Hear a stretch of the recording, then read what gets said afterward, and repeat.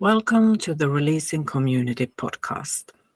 This is where we share our love for releasing and the Sedona Method, and we share our gains, insights, and experiences from using the method. I am Katja Törmänen, and I am hosting this podcast with Stephen Robert Carlson. Glad to be here with you, Katja. Glad to have you here. And today our guest is Owen Donnelly.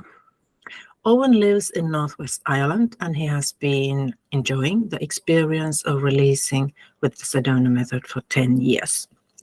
Over the last few years, he has become more active with the method, involved in the method, attending the Facilitator Training a number of times, along with courses and retreats. He uses the Sedona Method with his clients in his work as a counselor or therapist, and notices that his clients are getting increasing benefits from these processes. He hopes to use the Sedona Method more and more, both with groups and with individuals. Very warm welcome, Owen. Lovely to have you here. Thank you very much, Katja, and thank you, Stephen, for inviting me. It's good to be here. And let's start with the question, how did you find the Sedona Method? My memory is that I found the Sedona Method through a friend, through a couple who had the book, and they gave me the book. And actually, I think one of the members of the family was tidying up and giving away, giving away material. So the book came to me, and then whenever there must have been feedback that I was getting benefit from the Sedona Method, and so I had to give the book back. But then I got my own book, and then also another friend that had the super course for I don't know how long, maybe a few years, and weren't using it and didn't get into it, and they gave me the super course, the CDs, the box. Didn't have the workbook, but I used to play the CDs each day in the car, going to and from work, and worked through the 24 CDs a few times.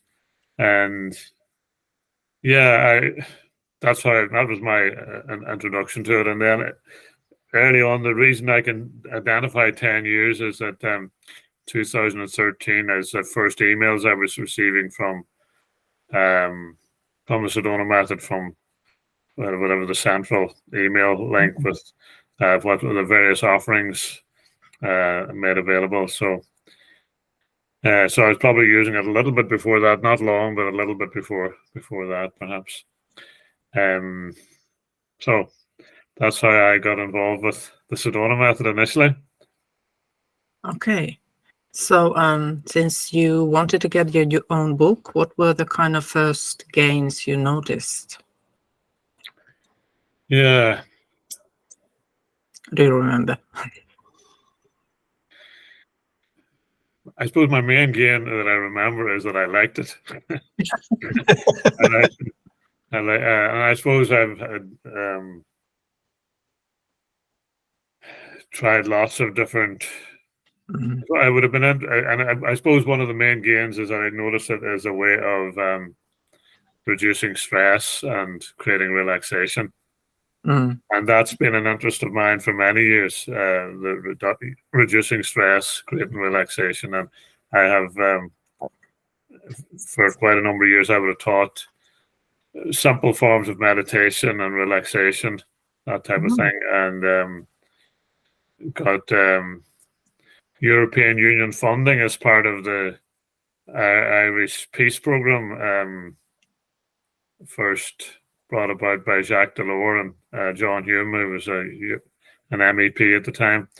And I think it was known as Peace 1. So at this point, there's Peace 4. We've had 4 rounds of peace funding in the Republic of Ireland and Northern Ireland to help create dialogue and all that type of thing. So I would have been involved in a peace project around de-stressing and relaxing and learning personal development techniques of that nature. So the Sedona Method fitted right in with that. And I would say those were the early gains, just another way of managing stress, reducing stress, creating relaxation.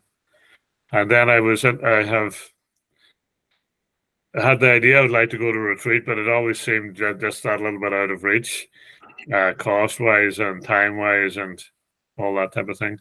And then I saw the facilitator training and didn't go for that initially. And then when I was getting closer to being able to avail of that, when I contacted Learning Strategies, it was going to be postponed.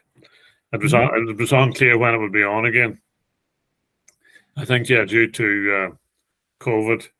And then it was the 21 course that I joined in on, and really enjoyed that. And then got involved. I've been involved, I suppose, for the first 8 years that I was involved in, I wouldn't have been doing much interacting with others. But then I got involved a lot in the groups and in the facilitator practice, that type of thing. And I've been involved in the community since that time. And I've enjoyed that a lot, been involved with meeting people and interacting. Yeah. So were you a therapist or counselor already when you found it, or did that come later? No, I've been a therapist for just a little over 20 years. And I would have been involved in complementary therapies before that, massage and again, stress management approaches. And then I got involved in relationship counseling. So counseling couples and families, anywhere the communication issues and interactions between people. So I've enjoyed that a lot, and issues around relationships and sexuality, that type of thing, those areas. And I've been doing that part-time, I suppose, for about around 15 years, and then for the last 7 or 8 I've been working in private practice, so self-employed, doing a mixture of therapy and supporting other therapists, and then also working with groups, supporting therapists and groups, and a little bit of training in that world as well. And probably before I got involved in the facilitator training, I was probably already using it. The method was clients, and clients use some nice language. They would have only been just getting the basics of the Sedona Method. But I remember one client talking about feelings literally going over his head. So this client has, the issue was for the client was anxiety, that type of thing, which is common, I suppose. In the current climate, anxiety is very common for people. So for this person, that was their experience, a feeling of just literally a letting go feeling of feelings coming and drifting away. And other clients have used the word freedom and the word space and the word maybe the word peace, so they've spontaneously used words like that to describe their experience of the Sedona Method, which is nice. Oh, that's beautiful. So they come spontaneously to what we are kind of the upper end of a cap emotional child. The language we would use to describe releases, they spontaneously used it, using the very basics of, could you let this go? Would you let it go? And when? Those basic questions. Yeah. So that's nice. Yeah. It really shows how powerful it is. And not everybody seems to be attracted to it. You offer it, and people. Sometimes people are a little bit afraid of it, and that there's a feeling that feelings. Can you welcome feelings? That feelings will overwhelm them. That type of thing. So there's a little bit of fear of it. Maybe more in groups where I've been offered it spontaneously, and then some people saying, "Yeah, I'm really interested," and other people saying, "Oh no, keep that away," that type of thing. So it's I'd probably, since I've got more involved myself in it, since I did the facilitator training. It's probably interesting that the number of clients interested in the method has increased as I've got more involved in it. So I would say probably 10 to 15% of clients would have been open to it, say 5 years ago, whereas now it's more like 50 to 70% of clients would be interested in it. Ah. So that's probably more that some shift in me that has made that difference. I'm not sure, who knows what it is, but that's a difference anyway. And that's in which period now? You're talking about since 2021, perhaps? Yeah, probably since that time. Yeah, the last. And so there would have been an increased involvement for me 21 to, I think, see, I've done it 3 times here. Yeah, 21, 22, 23. And then get involved in the more focused then in the mentorship group. There probably is an increase again from that time. Excuse me. Well, that's an interesting question, whether it's a change in you or a change in the world. It could be both, of course. I think I've noticed this as well, that people do seem more open to the method. And what you put your finger on is exactly the issue. Is people are afraid to face their own emotions. Isn't that right? To sit with, to welcome, to you just allow emotion to be, anything to avoid it. Yeah. And I would have noticed that in myself as well, that, a discomfort has to be fixed. It's not okay that the discomfort is there. It has to be got rid of, fixed, pushed away, that type of thing. Yeah, so just the decision to allow, or the invitation to allow, is a lovely piece. Just, can I allow what is to be as it is? And another thing that I think is a really important part of the Sedona Method is the fact that it's structured as questions. So one of the therapies that I would have been involved in would be systemic or family therapy, or family counselling, and that would be, it's really constructed around questions. And one of the teachings behind that is that if I make a statement, then that closes conversations down. Whereas if I ask a question, it opens conversations up. So when I make a statement, I'm saying this is how it is. And when I ask a question, I'm saying, so how is it? It opens everything up. And in a world of so many regulations and rules and right and wrong, whenever we're asked questions, we're given the space of freedom of judgment. Could you let this go? And then the follow-up, just could you, and as best you can, and just for now. So in other words, there's no pressure whatsoever. Could you? Is it possible for you? And then just by acknowledging, yeah, I probably could.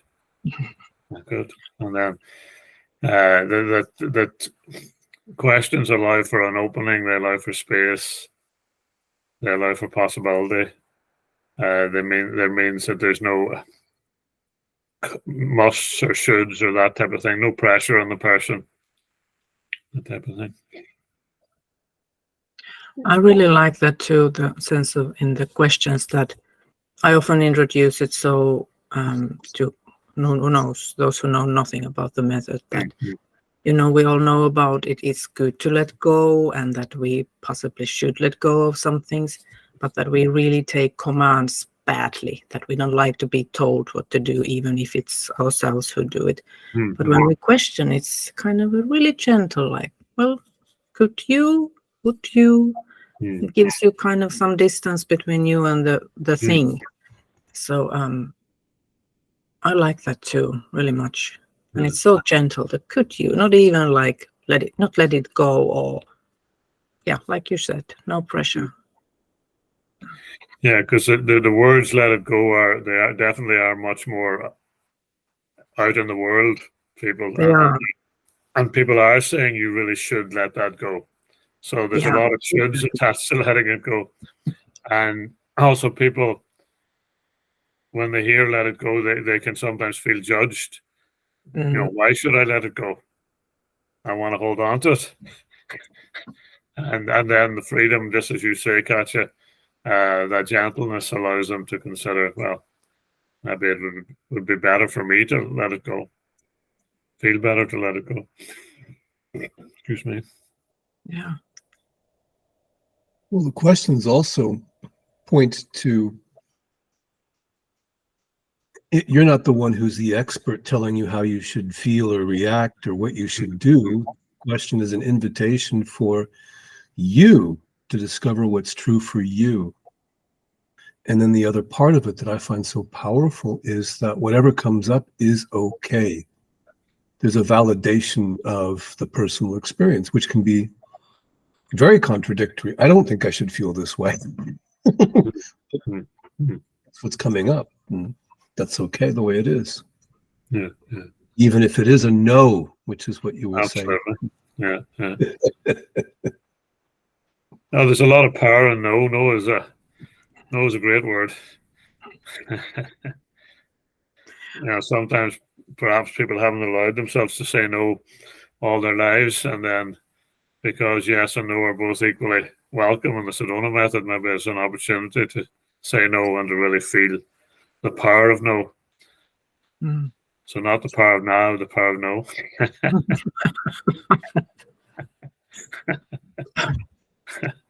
Well, there's something very wonderful and contradictory about that, isn't there? That letting go, of course, we all know how wonderful and good this is, but sometimes if you say, I don't want to, that's actually an opening of its own.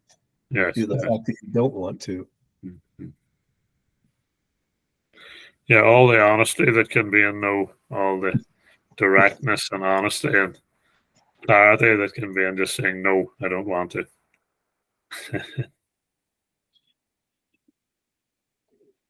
Yeah. I suppose that brings up the whole thing of just the privilege of being able to facilitate others, both in partnerships and in groups as well, that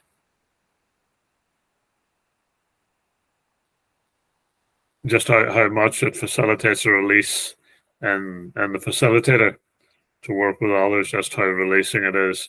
And I suppose why it's therefore it's good to give others a chance to be the facilitator and for us to be the releaser, just so that people can experience the benefit of asking the questions and the freedom that they can get from just assisting others in releasing. That's another nice part of it. All the partnerships and all the exchanges that goes on. In your practice, do you tend to work one-on-one with people, or do you work in groups? And you use the method in groups, is what I'm asking. I haven't, other than my work with the Sedona Method community, I have very rarely done any work directly introducing the Sedona Method in my day-to-day work, where the focus is on the Sedona Method. I've given one talk to a conference, a 10 or 15 minute presentation, and I've been threatening to run a workshop for counselors, therapists, introducing the Sedona Method, and I keep pushing it back by a few weeks and a few months. I will do it when, but I think I will do it eventually. So when I introduce the Sedona Method, it's as part of some other journey that the client is on. I'm not sure I've ever really introduced it to a couple where I'm working on a relationship issue, and even though I think it would be beneficial there, but it's easier seems easier, there are more opportunities to bring it in with an individual who's maybe feeling a little bit stuck on something, and you offer this technique. Or sometimes in between sessions, I will send them a little video clip, a YouTube clip of someone doing the basic Sedona Method, and then they try it out at home, and then they come back and we perhaps use it a little bit on the session then when they've got a more gentle introduction to it in their own space at home. Oh, that's nice. Mm. So do you kind of have any typical cases or client types or situations where you use Sedona method, or is it just wherever people are stuck? Yeah, I would think probably the latter. I'm not sure if there's anything typical, but Yeah. I suppose low mood and anxiety, so depressive type symptoms, but probably more commonly the anxiety. That one I probably use it more with people who have anxiety than any other particular topic. And almost no matter what the issue, it is the first of all the experience of, like in the Sedona method, we're discouraged from too much story. We're just a little bit of story, and then let's release. And I think that's a good idea. I like that. But in the world of counselling, it's nearly all story. Mm. But the story, I suppose that's where the relief is for people, is getting to share their story and given space and a listening environment, and then maybe exploring the story a little bit, and again, questions being asked, and maybe somebody looks at the story a little bit differently. So a story has a plot to it. So if the story of my life has a certain plot to it, I can say that this and this and this and this and this is what all that means. So sometimes in therapy they talk about creating a new plot, a counter plot. So the plot that I have is making my life feel narrow and small and restricted, but I also have a counter plot that is more open and more freeing and that type of thing. So the person working with me, the therapist, the counsellor, can help me to sin the plot, to get it to unravel, and then second my counter plot, so that I make it more, bring in more and more detail of the counter plot. So, and that opens up new possibilities. Just another way of looking at it, where the story can be beneficial, but you're encouraging them to tell a different story, not the same story. Yeah, that's right. Very often the story will point to a very negative conclusion. That's when it becomes destructive. Yes. It's also very selective about which memories, which experiences it's using to construct the narrative. That's right. Yeah, and that just makes it more. Yeah, there's the possibility of rewriting it, like you said, or reframing it is another way of expressing that. Or doing just what you're saying, Stephen, that instead of picking this set of ingredients, I can pick a totally different set of ingredients that are just as valid as the first, but the new set lead to much brighter possibilities. But that also requires a recognition that this is, in fact, a story. Yes. Yeah. The advantage of the Sedona method is that it's much more efficient. So a family member came on one of the calls that Katja and I and Paulo and Stathis did, and her feedback was something around. So people come on, they just say a little bit about how difficult things are, and then they're asked some questions, and suddenly they feel great. Well, that's true. That was her summary of it. Yeah. Just how quickly people felt better was what she noticed. Yes. How quickly we felt better. So do you ever feel tempted in your therapist or counseling to kind of cut short of the stories and use the method instead, or probably not, since you are doing it as a living? I think to do that, I think I would do that if I was saying I'm doing a coaching session with the Sedona method. Yes. And they knew in advance that was the agreement. in advance that they were coming for the Sedona Method. In that case, I might say, let's pause the story and let's do some releasing, and then we'll see, do we need to come back to the story? Mm. Whereas whenever the agreement is that they've called up, how do you do a phone call? They've called up and said they want counselling. So then if that's the agreement that it's counselling, then I give them lots of space to tell the story. Lots of story time. How about in your personal life? Do you find we've spoken here in the podcast and among other releases that it's sometimes after releasing, it's sometimes you get impatient listening to other people's stories when you kind of know that you could release that. Have you noticed that, or are you still patiently listening? Well, what I noticed, because I listen professionally, I'm not a good listener then in day-to-day life. Oh, really? I switch off easily. So if somebody's talking to me and I'm watching television and I'm just watching television, I don't even hear them. And after a while they say, I just shared something with you. I didn't hear anything. Didn't even hear sounds. And also, a funny thing is that because I'm continually in a listening mode, I don't think I do it as much now, but I remember a few years ago, my children used to point out that I would listen to the television, so I nodded to the television. Lovely. No, I would be wary of suggesting releasing to family members.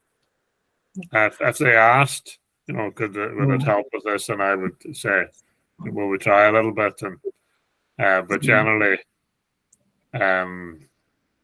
my adult children, a couple of them don't really pay attention to what I do at all, and then one of them who pays attention a little bit, he just makes a joke about it, and he imitates hail and makes hail sounds and hail laughter sounds, and could you release this? Okay. So that's how they respond to it. How about your wife? Does she know about the method? Yeah, she's interested in it, and she'll listen to some stuff. And she finds the David Hawkins book very helpful. The Letting Go, I think it's called Letting Go. Yeah. And she finds it very helpful, and will read it every now and then, and just finds the different chapters really, really helpful. So he's David Hawkins is a graduate of the Sedona Method, and he doesn't acknowledge the Sedona Method in the book, but it's clear that it's a very similar process. Allowing the feeling and letting it be and letting it dissolve. He uses a slightly different. It sounds like a slightly different approach, but in many ways it's similar. It's probably more an allowing approach, whereas basically you sit with the feeling and you just stay with the feeling and pay attention to it and allow it to be there. And there's no big set of questions with it. You just pay attention to the feeling. Yeah, I can agree with you on that point. The David Hawkins book is very useful. Enjoyed it as well. The issue that you put your finger on, though, I find is that for me, the heart of it really is just allowing what is to be as it is. And with letting go, there can actually be a kind of a hidden trap, which is that you're trying to control it. And that tends to stick. That tends to get stuck. I would say for most of using the Sedona Method 10 years, I would say for most of those 10 years, I would have been using releasing to control. Using releasing for seeking a result. Now, a lot of the time I got the ease and the relaxation anyway, but I was probably using the releasing to get a result. Oh, definitely, yeah. Yeah. Yes. But that I agree with you, Stephen, that just allowing the feelings to be is the simplest way of releasing them a lot of the times. Just allowing and letting go of wanting to change things, and letting go of wanting to change feelings and sensations and thoughts, all that type of thing. Well, that's right. And, I find that what you said about family members, facilitating family members, I don't, of course. Yeah. There needs to be permission. This is important. But one interesting case I had was a friend of mine who was going through a very difficult time emotionally and kept coming to me for a help, but was totally resistant to any kind of Sedona Method or therapy or anything. And it was exactly that kind of allowing everything to be. So simply because I was welcoming and allowing him to be just as messed up as he seemed to be at that moment, that in itself was enough, actually. Yeah. So the core of it, like you said, really, I think, is that allowingness. And as a facilitator, for me, it's exactly that, not having an agenda. Absolutely. Questions are there to sort of, well, let's see, it's an exploration, actually. And I was interested because you mentioned that you seem to, there's a difference between counseling and facilitating the Sedona Method. Is that right? Well, for me, yeah, definitely. Yeah. Could you talk a bit about that? I'm curious. I suppose for me, it's about what I said earlier. It's about what is it that we're agreeing to do here? What's the agreement of how we're going to spend this time? So if most people who make contact with me seeking support, it's via counselling, and therefore, again, people have a lot of different experiences of counselling, not all of them positive, and also ideas about what it is. So that type of thing influences them. And I suppose for me, it's basically a space just to be, and storytelling is usually an important part of that. And I think for me that where there are similarities is the piece about the pre-facilitation process. Deciding to put the other person first, to be there fully with and for them for the duration of the session. Deciding that I'm not the expert. Deciding that basically the other person will direct the session generally. I'll look after the timing, when we begin, when we finish. And yeah, that's in terms of that's how I would see the counselling. And I think there can be a releasing and just allowing. One of the principles of the Sedona Method that Hale would talk about is each person that we meet with is already whole, complete, and perfect as they are. And I would carry the same message into a counselling session. This person is whole, complete, and perfect as they are. And my job is to be a witness to that, and create a space where that I have a commitment to that. And they might not call it releasing, but I would imagine releasing happens, even though it's not using the Sedona Method. It's just using those same principles and a space where there's a belief, there's a commitment to them being whole, complete, and perfect as they are. Something like that.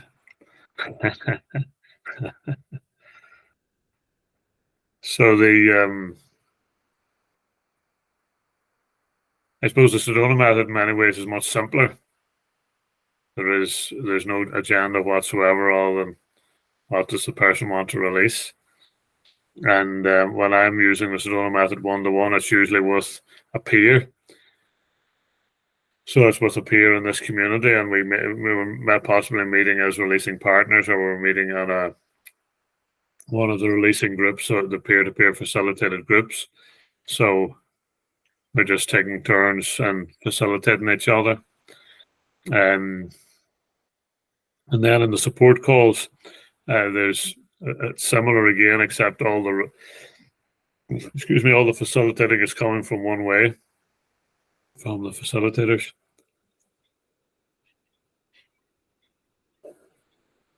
But there's a lot of joy in doing that. Also, a lot of joy in being the facilitator and seeing the benefits people get, and also the experience of perhaps leading a group release where you have no idea what you're going to say, and yet words come out and it seems to work, and it seems to work for the facilitator and for those being facilitated. So that's a nice experience. I like that. One of the things I really like about facilitating is that I get to remind myself. I hear myself speak these wise words I didn't plan, and I'm speaking to myself also all the time. Like often the group releases people ask in support calls are something exactly what I needed. I'm like, okay, what would I say? Yes. And the brilliance is that you don't have the plan; it just seems to work out. Yeah, I think that's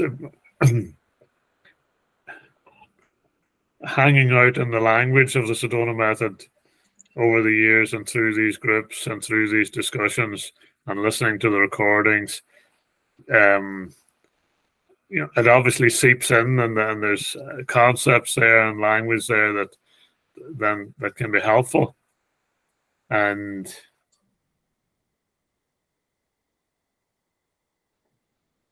then the words of Hale come into my mind that, and at the same time, there's nowhere to go and nobody to go anywhere either. I was listening to a little bit of the end of the March retreat, and he talked about, if I'm in a river, can I do anything about the flow of the water? Can I stop it, make it go faster? That the river just flows, and so the river of life just flows, and we don't need to do anything with it about it. Just go with it, be part of it. It's a lot more fun than struggling against the flow. Yeah, definitely. Although that's very tempting too. It's so habitual for many of us to get into a struggle. Yeah. It is.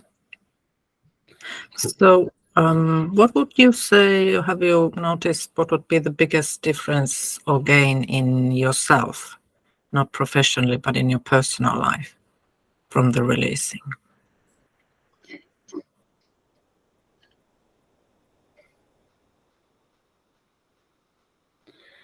Well, something in the Hale talks about his mom doing the course in the 1970s. His mom did the Sedona Method course. Oh, yes. Mm-hmm. And he described her as a foxhole releaser. So it was only whenever she was down in the foxhole and the bombs and bullets of life are exploding around her that she realizes, oh, there's something I can do that will help here. And I'd say that's that's a lot of the time how I have used it. Mm-hmm. up until again the last 2.5, 3 years.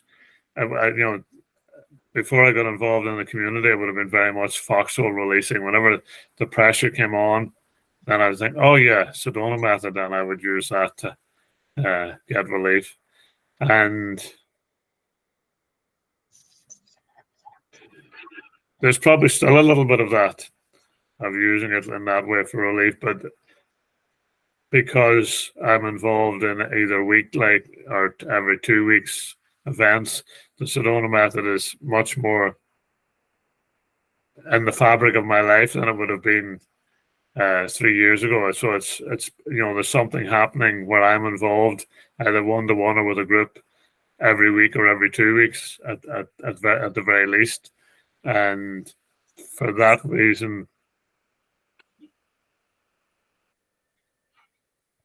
what I said at the start, really, that it's another way of releasing stress and anxiety and tension and just being happier. It's another way to tune into happiness. And at different times, I would say the Sedona Method has helped me sleep better, and has helped me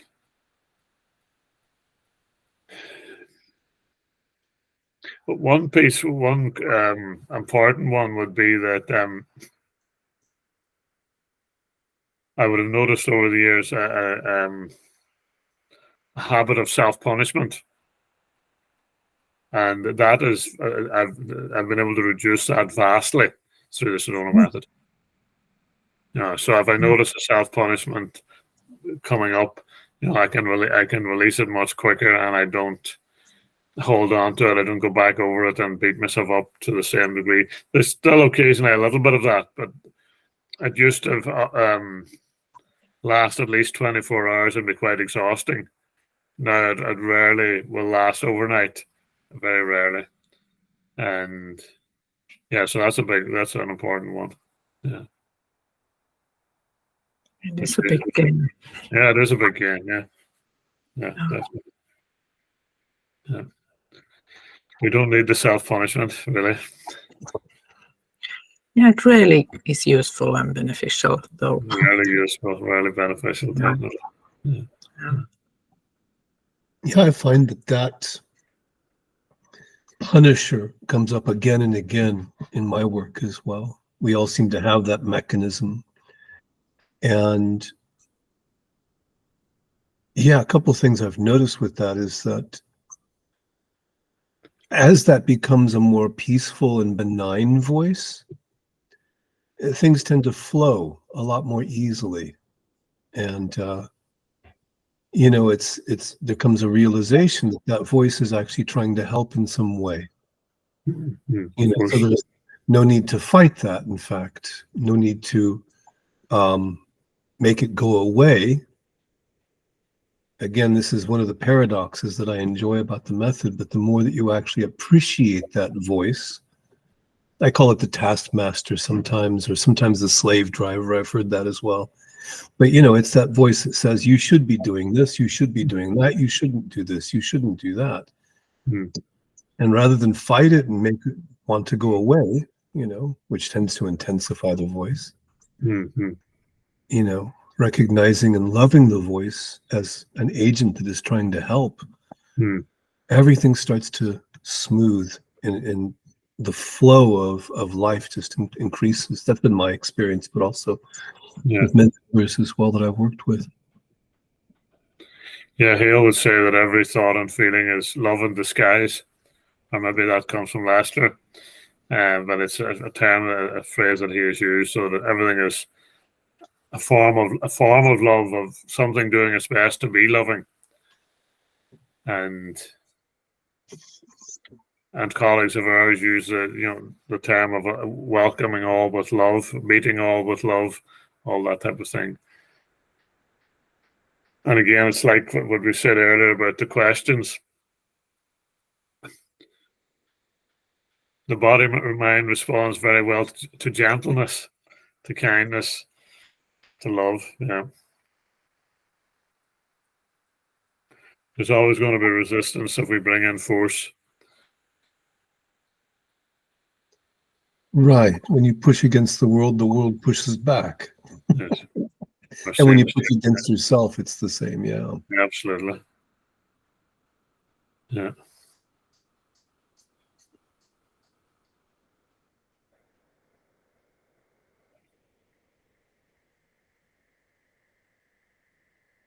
So you said that during the last few years you've been kind of released, not as much a fox, whatever that term was. Foxhole. It's like a military term. The idea of being out in the war zone, and you have to get into like a trench and that type of thing. So Yeah.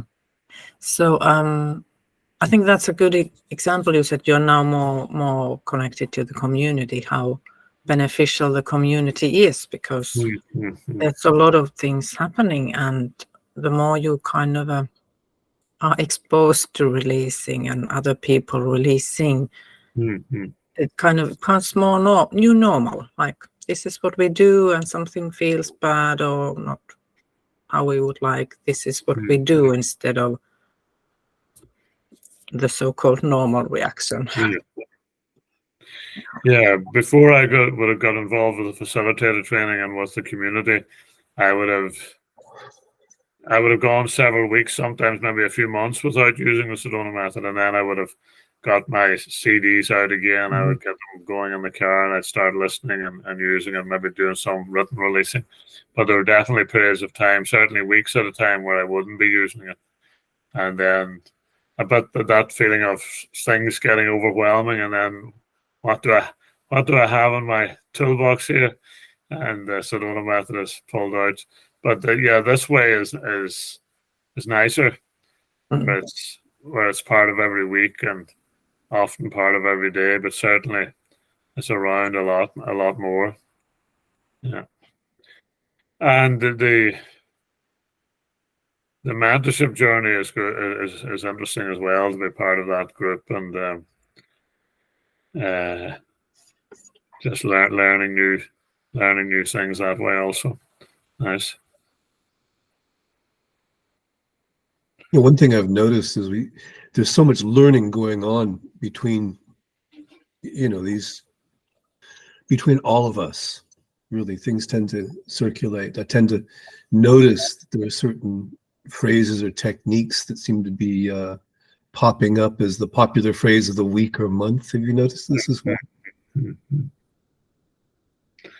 Yeah, you can see that everybody's got a different.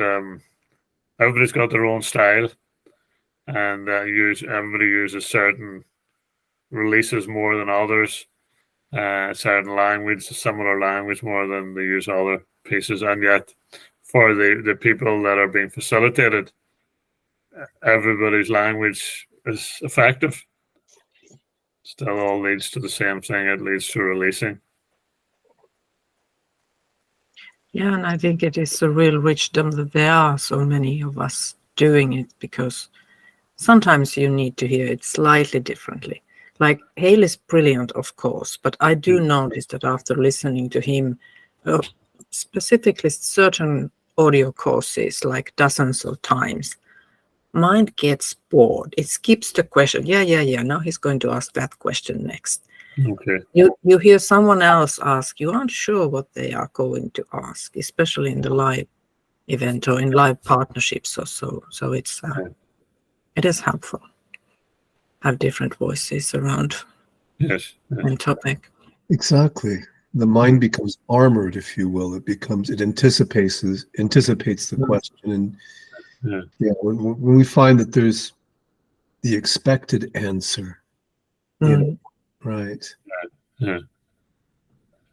And then, but constantly we're coming up within this group of facilitators here in this community, we're coming up with the latest one that I heard, which I really enjoy. I'll share it. It's when, are you these feelings? Are you these sensations? Are you these thoughts? We're all familiar with this question. Or are you that which is aware? And the twist that I found recently that I really enjoy is, if these feelings go away, do you go away? Yeah. Which is, again, the same question in a different format, really. But yeah, that's just been the flavor of the month for me. Flavor of the month. Brilliant. That's it. Yeah. Another thing I enjoy about these group support calls that we do is, in that particular format, you really get to see that there are no individual problems, really. The person who's asking the question is simply asking it on behalf of the group. Absolutely. And sometimes these calls end up with themes. It's amazing that now we're all working with anxiety. Isn't that interesting? Or whatever the topic could be. Yeah, it's universal. Yeah, you will often hear people coming on the call and they say, well, I'm just going to share this, but my question has already been answered, or I've already had a release based on what somebody else has asked. That, as you say, the feelings, which is such a shared world of feelings and of thoughts. And I suppose Hale also says that, our feelings, what we call our feelings and thoughts, actually don't belong to us. They're just energies that are part of life, and therefore they're shared by everyone. They don't have an owner. It's an interesting idea. Yeah. Well, that's right. A perfect example of that is social anxiety.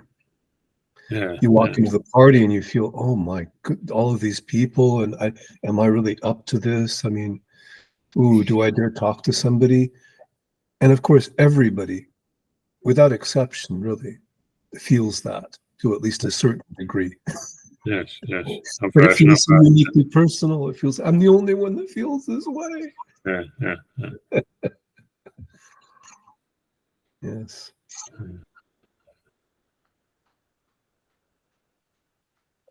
I suppose that piece of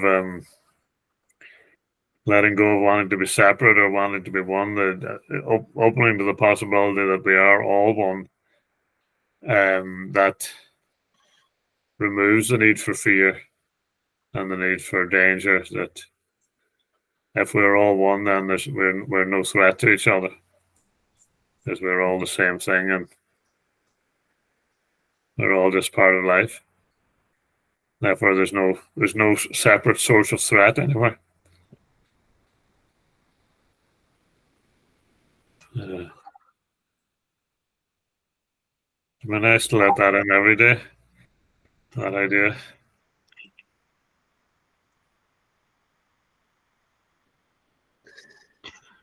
I remember when I first heard Hale use the exercise, I am you, you are me, there is no you, there is no me, there's only one.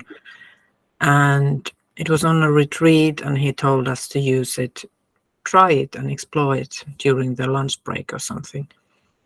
And I remember I didn't feel anything using it. I thought it was just, words after words. But I kind of kept it and I used it. And I think I used it for like 2 years on and off until it started to make sense. And then it was like, wow, it works. And it was really big opening. And I still use it occasionally when I'm really, if I remember, if I'm really annoyed with someone and I know I'm going to meet someone. But well, there are several ways to release that. But that is, I thought about exactly going to a social event. That might be a really good one. There, especially in English, because the you means everyone in the room. Yes. Yeah. Yeah, that and the cleanup process is a great tool. I was feeling quite stuck on an issue recently, and I didn't think I had any difficulty with any individual, but I decided to use the Sedona Method on 2 people that I didn't feel I had any particular issue with, but the issue that was troubling me, releasing on those 2 people really helped free up things, really helped move the energy in a big way. So I'd say, the cleanup process is something, both using it for myself and also facilitating others with the cleanup process is something I find really, really helpful. Letting go and control, approval, safety, and separation and oneness. Probably particularly the first 3, really, because they're the ones that are the most obviously painful for us.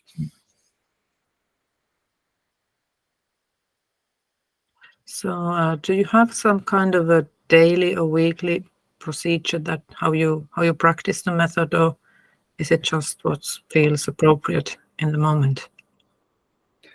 I probably use it a little bit every morning and every evening. More at night time. I use it going to sleep.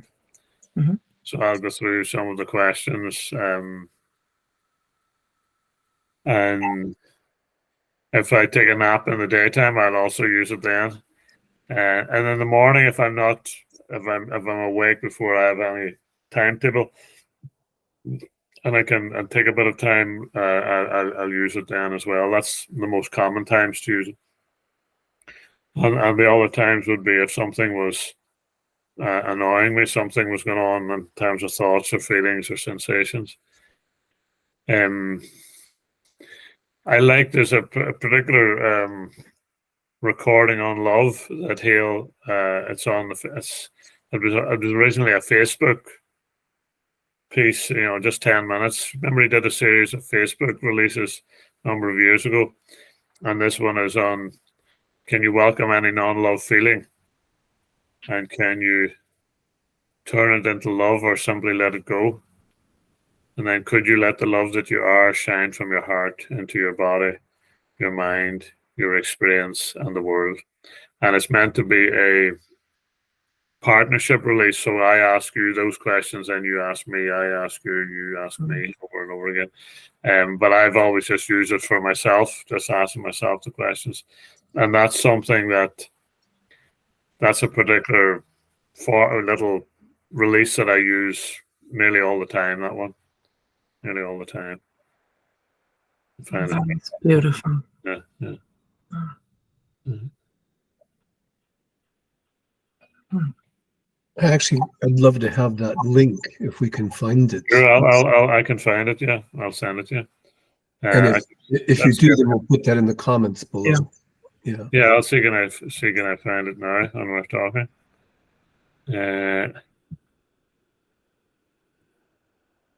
Well, it's okay to do it after the call. Yes. Yeah, let's do it after the call then. Okay. Yeah. Yeah, that makes more sense. Rather than searching for. I'm curious about, you were already counselor and therapist on relationships before you found the Sedona Method. Yes. So, have you noticed in your relationship to your family any difference after or when using the Sedona Method? Is it different from the tools you already had before? Or can you make the separation? In terms of how it affected my relationship with my family, I wouldn't have seen any dramatic change through the Sedona Method. No, just more humor. There's more humor, more ways that I can be teased by my youngest son in particular. Oh, that's good though. More ammunition for him. Yeah. But yeah, my wife and I that's a combination of the Sedona Method and the David Hawkins book. We would talk about it and interact about it pretty regularly. Yeah, that'll be the main difference. Yeah.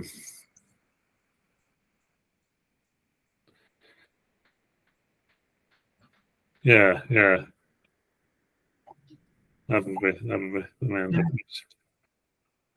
I found that for me it's been really useful because family seems to bring up lots of releasing material. Sure, of course. And one thing about the kids, it's been really good for. Actually, it was Sedona Method that got me to see how much I was really wanting to control their lives. Of course. So letting them to have their own experience has been absolutely one big thing. Yeah, well, that one would come up. Wanting to control them comes up pretty regular. Generally it only happens inside my head. I don't actually say anything to them, but the feeling of wishing they would either do something differently or as often comes up. But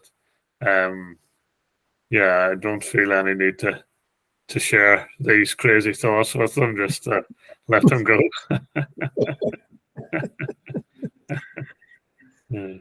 Yes. So you just you've just sort of pointed towards something I've noticed as well, which is that releasing just becomes part of your daily existence. You started as a foxhole releaser, as you said, only when it's urgent. And you end up noticing it just in your everyday conversations with your family. Oh, there it is. I want to control. Oh, yeah. Which is exactly, I think, for me, the greatest benefit of this whole practice is how it just becomes part of everyday life, almost without even thinking about it, you know. You just begin to recognize how things come up and then just allow them to dissipate. Yeah, well, if you look out for the 4 wants, you'll certainly see them through every single day at some point or other. One, control, approval, security, separation, or one that they weave through every day. Exactly. Control and approval being the more obvious ones, but they're all there. Yeah. Yeah. You mentioned anxiety at the very beginning of the call. It's been kind of a theme. So that's one emotion that you tend to deal with more often. Is that right? Yeah, probably both with and at work and also within myself. Probably anxiety is probably the one that is most common. Yeah. Yeah. Yeah. Yeah. I find that anxiety for me, it's interesting. We always want to let go of anxiety, feelings of discomfort. And as we're welcoming and allowing those feelings to be, they can shift. In fact, for me, anxiety is just the opposite coin of excitement, anticipation. Of course. Yeah. And anxiety in the context of public speaking is actually the personal power behind the speech. Sure. Yeah. You know, so you wouldn't want to make that go away. It's when you allow feelings and allow them to simply flow as they do, that becomes powerful. Yeah. Yeah, for me, it's probably more the anxiety going towards fear, and not the anxiety that brings the energy that's going to help you focus up on your speech or focus up on whatever your activity is. It's an anxiety that moves towards being more debilitating and more creating resistance, that type of thing. Yeah. Paralysis. Yeah, and an anxiety that's linked with that, with the voice we described earlier, the self-punishing voice, and also a theme for me would be the fear of disapproval. That would be a personal theme, the fear of the disapproval of others, and anxiety around that. Have I triggered the disapproval of others? Or could I? Or have I without knowing it? That type of thing. Yeah. So releasing that stuff is useful. Yeah. Well, that allows others to have the reactions that they have. Approve, disapprove, that's your business. I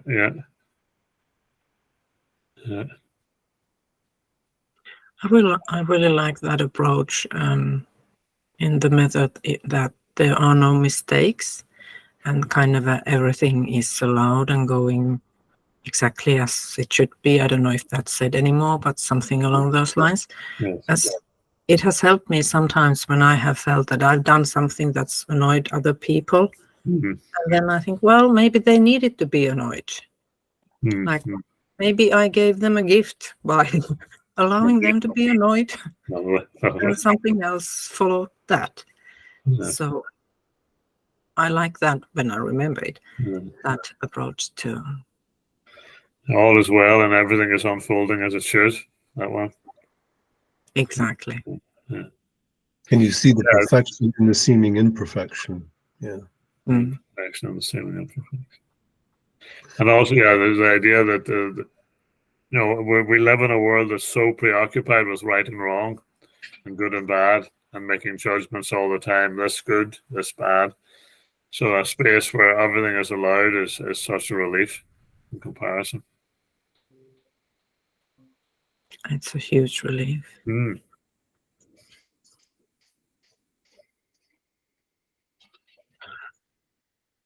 Okay, I think that's actually a really good ending line here. Perfect place to pause, as the conversation could go on. But thank you very much, Owen. It was a pleasure to have you here. And we'll continue the conversation maybe some other time. Lovely. Thank you. Thank you, you. Katja. Thank you, Stephen. Thanks for inviting me on.